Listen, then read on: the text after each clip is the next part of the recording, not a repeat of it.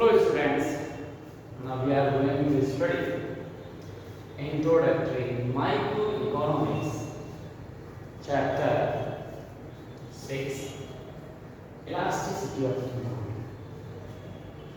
Okay students, तो हम आज जो यहाँ पर स्टडी कर रहे हैं इलास्टिसिटी ऑफ डिमांड की स्टडी कर रहे हैं।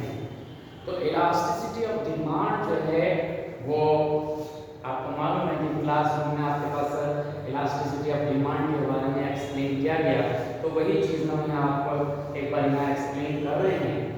तो इलास्टिसिटी ऑफ डिमांड क्या है, इसे समझने के लिए सबसे पहले आपको क्या चाहिए? आपको जो चाहिए वो क्या? आपको चाहिए इलास्टिसिटी ऑफ डिमांड। अगर आपको पहले पढ़ना है तो उसके लिए लॉ ऑफ डिमांड, यानी कि जो लॉ ऑफ डिमांड है उसके बारे में आपको पता होना चाहिए। तो लॉ ऑफ डिमांड क्या है, अगर ये आपके दिमाग में रहता है तो इलास्टिसिटी ऑफ डिमांड आप बहुत अच्छी तरह से समझ पाएंगे।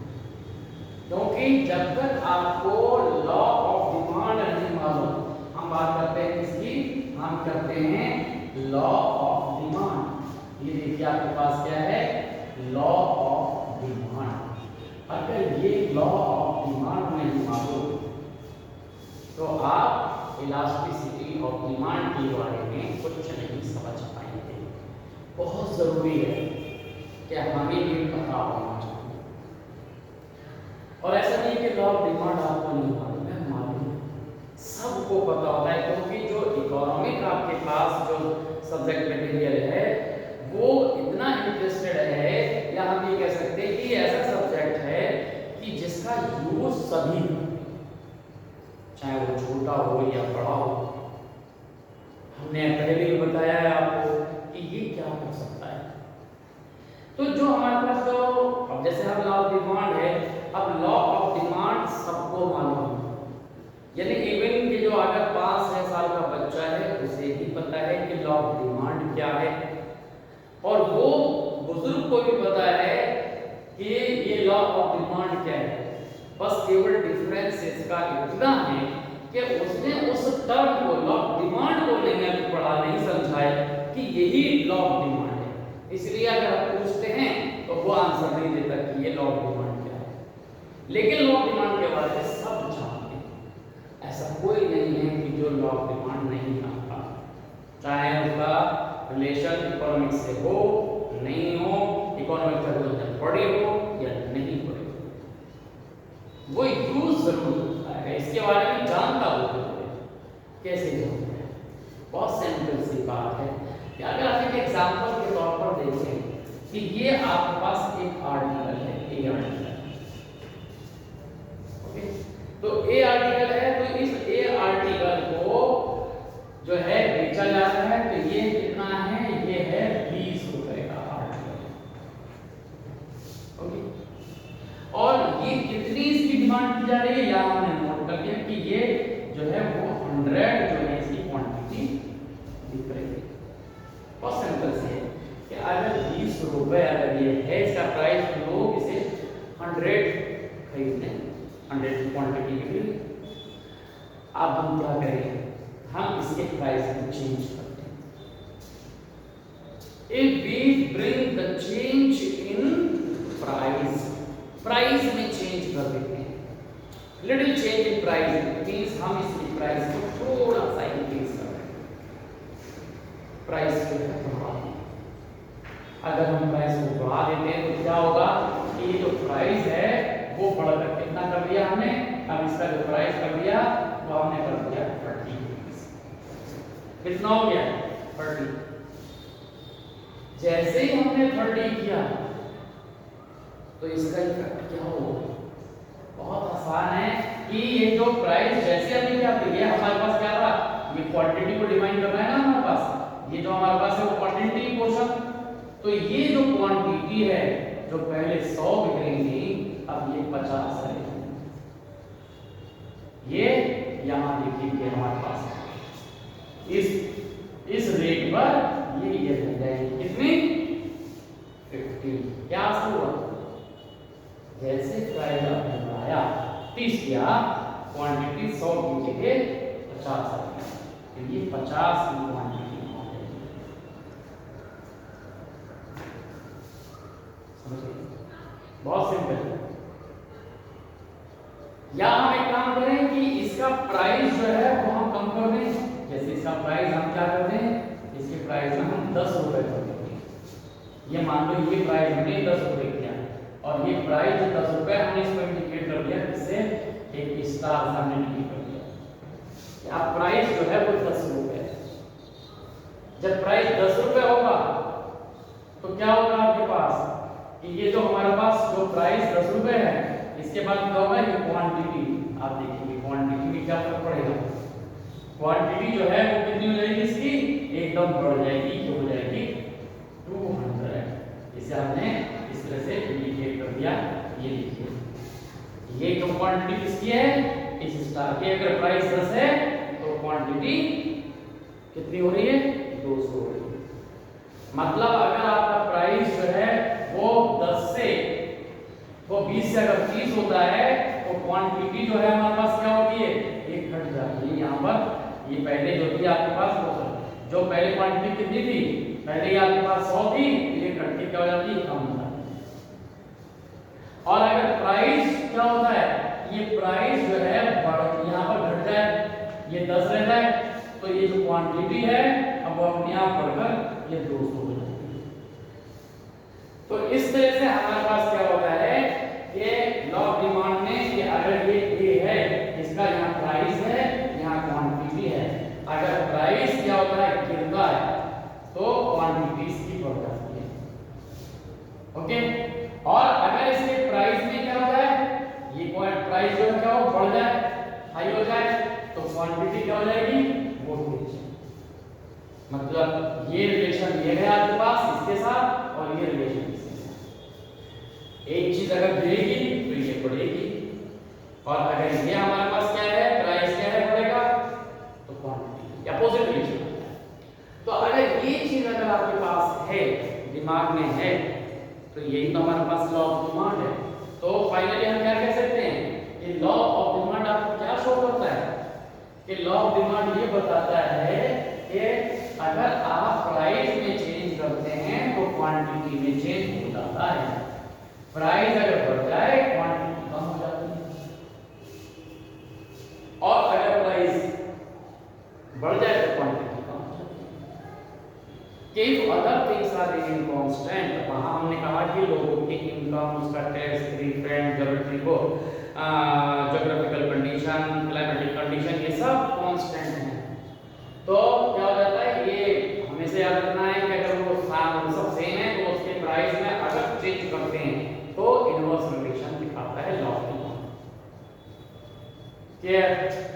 क्या हो जाएगा, सीधा सा आप कह सकते हैं कि if we bring the change in price then after the must be change in quantity demanded, mean the quantity demanded and the price of the article both are the inversely related.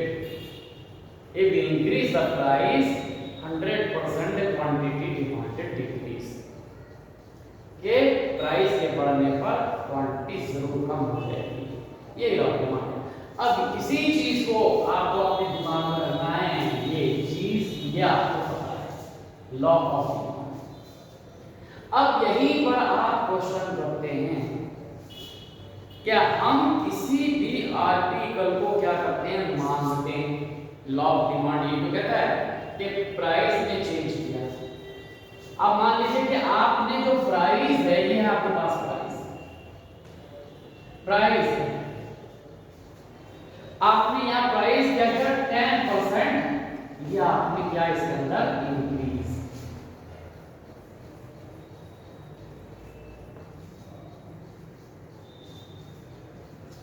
Law of demand क्या होता है, law of demand बताएगा कि हमारे price में change करने पर quantity में चेंज जरूर होता है, लेकिन वो ये कभी नहीं बताता कि चेंज किस तरह का होता है। जैसे आपने कहा कि प्राइस हमने 10% इंक्रीज किया, तो क्वांटिटी क्या है, वो 100% है कि क्वांटिटी अगर हम यहां देखें तो क्वांटिटी क्या होगी, वो होगी डिक्रीज। क्वांटिटी क्या होगी, वो हो गया आपका डिक्रीज। ये देखिए आपके पास हमने लिखा डिक्रीज, लेकिन ये डिक्रीज कितनी होगी,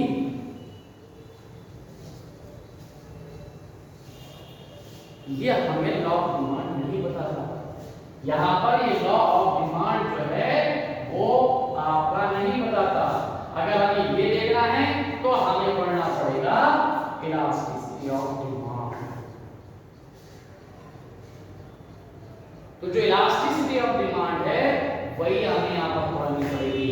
अब अगर इलास्टिसिटी ऑफ डिमांड है तो आपको पता लग जाएगा कि ये इलास्टिसिटी ऑफ डिमांड है कि मान लीजिए कि 10% आपने प्राइस क्या किया, इंक्रीज किया, तो ये डिक्रीज कितना हो रहा है, क्या क्वांटिटी में 10% का डिक्रीज है या 20% का डिक्रीज है या 5% का डिक्रीज है।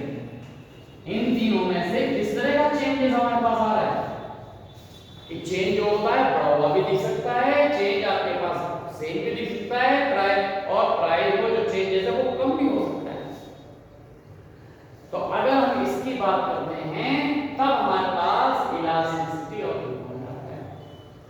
तो इलास्टिसिटी ऑफ डिमांड क्या है, बस यह रिस्पॉन्सिवनेस चेंज इन प्राइस। अगर प्राइस में कोई चेंज कर दें तो उसका रिस्पांस जो है वो रिस्पॉन्सिवनेस चेंज इन क्वांटिटी, कि क्वांटिटी में कितना चेंज हो जाएगा कि जब हम उसके प्राइस में चेंज करते हैं। तो ये मेजरमेंट है, it is a measurement of a law of demand. Law of demand का ये मेजरमेंट है। अगर हम प्राइस में 10% इंक्रीज करते हैं तो अलग अलग आपके पास इलास्टिसिटी होगी। अगर 10% है तो इलास्टिसिटी अलग होगी, 20% है तो इलास्टिसिटी अलग होगी, 5% है तो इलास्टिसिटी अलग होगी। तो ये जो इलास्टिसिटी है वो अलग अलग तरह से होती है। तो इस तरह से हम ये कह सकते हैं कि जो प्राइस इलास्टिसिटी है it is a measurement of law of demand. It means it is a responsiveness change in quantity demanded after change in the price. Price में चेंज के बाद उसकी क्वांटिटी में कितना चेंज होगा, क्वांटिटी में चेंज होगा नहीं, क्वांटिटी में कितना चेंज होगा। अगर हम ये लगा देते हैं how much change in quantity, तब हमारे पास आता है क्या, इलास्टिसिटी ऑफ डिमांड। ओके, तो इलास्टिसिटी ऑफ डिमांड में ये आपको याद रखना है। तो इलास्टिसिटी ऑफ डिमांड को हमेशा हम जो ईपी जो है हमारे पास प्राइस इलास्टिसिटी ऑफ डिमांड, इसे हम डिफाइन करते हैं। और इलास्टिसिटी ऑफ डिमांड में हम क्या करेंगे, जो मेजरमेंट है वो डेरिवेटिव आपके पास होता है। तो हम इसको, ये जो हमारे पास है इलास्टिसिटी ऑफ, जो हमारे पास है इसको हम बोलते हैं प्राइस इलास्टिसिटी ऑफ डिमांड। और यह हमेशा नेगेटिव रिलेशन को शो करता है।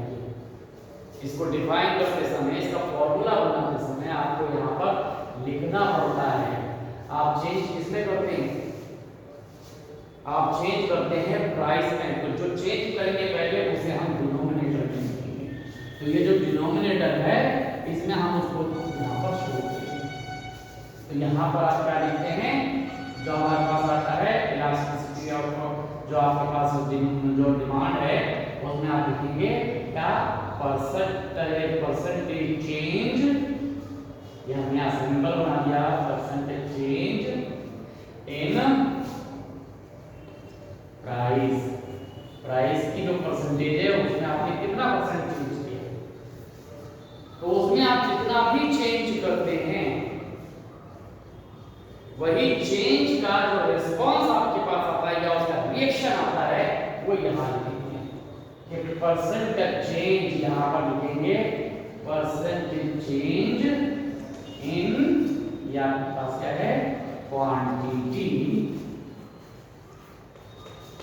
In quantity, percentage change in quantity demand है। तो ये आपके पास क्या आएगा, इसे आप बोल देंगे इलास्टिसिटी ऑफ डिमांड। तो इस तरह का जो आपके पास ये एक फॉर्मूला आपको दिखाई देता है कि इलास्टिसिटी आपके पास क्या है, ये आपके पास ये दिखाई देता है।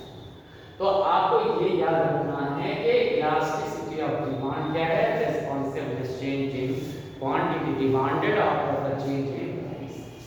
और इसको क्या है, मेजरमेंट करने के लिए तीन मेथड आपके पास आते हैं। यहाँ पर आप लिखते हैं measurement of elasticity.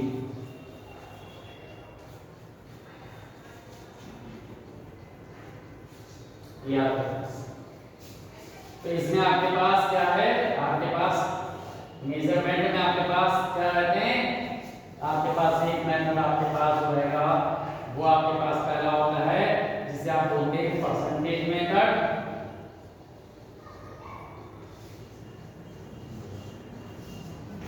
Percentage method, okay. दूसरा जो है हमारे पास, उसे हम बोल देते हैं income method.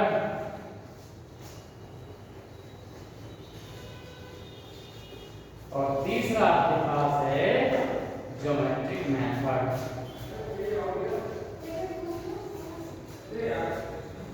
Geometric method, these are three methods, okay.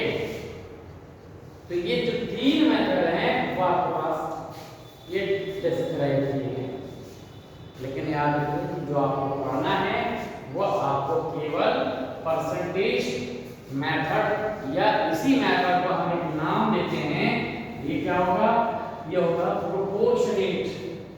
इसी को आप बोल देते हैं प्रोपोर्शनेट। प्रोपोर्शनेट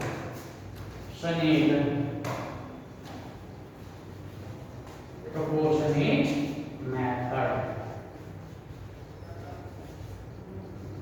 ये आपके पास क्या है मेथड। तो इसमें आपको केवल आपको यही मेथड आपको पढ़ना होगा। तो आज आपको समझ में आ गया कि इलास्टिसिटी ऑफ डिमांड क्या होती है। उसे समझने के लिए आपके पास लॉ ऑफ डिमांड हमेशा रहना चाहिए। फिर उसी को फॉलो करते समय उसके मेजरमेंट में लगाएंगे। तीन में से केवल एक मेथड आपको पढ़ना है, परसेंटेज। उसका हम डेरिवेशन हमने पहले भी कराया है और इसे आपको करा देंगे जिससे कि आपको प्रॉब्लम नहीं हो, ओके।